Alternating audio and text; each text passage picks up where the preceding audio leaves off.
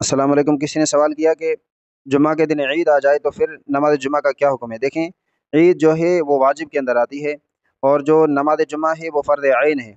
वाजिब की वजह से फ़र्ज़ ऐन को छोड़ना बिल्कुल भी गुंजाइश नहीं है शरीयत के अंदर। बाकी दूसरी बात कि इनके दरमियान में ज़वाल भी आता है, यानी एक टाइम है सुबह नमाज का, फिर उसके बाद ज़वाल आता है। और जो नमाज ईद का टाइम है वो अलग टाइम है, और जो नमाज जुम्मा का टाइम है वो अलग, वो ज़ोहर के अंदर दाखिल होता है। तो दरमियान में ज़वाल आ जाता है। तो किसी भी इमाम के पास, किसी भी इमाम के यहाँ ईद वाले दिन अगर जुम्मा आ जाए या जुम्मा के दिन ईद आ जाए तो नमाज जुम्मा का छोड़ना बिल्कुल भी गुंजाइश नहीं है। बाकी जो रिवायत वगैरह मिलती हैं वो उन हजरात के लिए मिलती हैं। ऐसे होता था कि देहात से लोग ईद नमाज़ पढ़ने के लिए शहर की तरफ रवाना हुआ करते थे।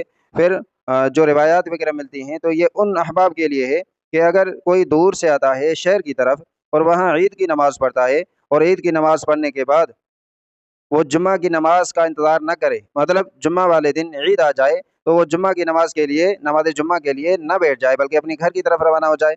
हाँ, ऐसे हो कि वहाँ घर पे भी जाकर नमाज़ ज़ोहर अदा करनी है, वहाँ भी फ़र्ज़ के छोड़ने का इस किसी भी रिवायत के अंदर हुक्म नहीं है, बल्कि इनके अंदर रियायत है उन अहबाब के लिए जो सफ़र करते हैं, जो दूर से आते हैं। तो वैसे भी अहादीस के अंदर नमाज़ जुम्मा की रियायत है उन अहबाब के लिए कि जो मुसाफ़िर हों। तो ये हुक्म जो है रिवायत के अंदर आता है कि अगर जुम्मा के दिन ईद आ जाए तो उन अहबाब के लिए नहीं है कि जो अपने घर पर हों।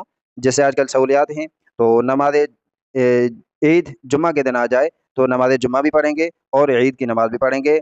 वाजिब की वजह से फ़र्ज़ ऐन को तर्क नहीं कर सकते। जज़ाकुमुल्लाहु खैर।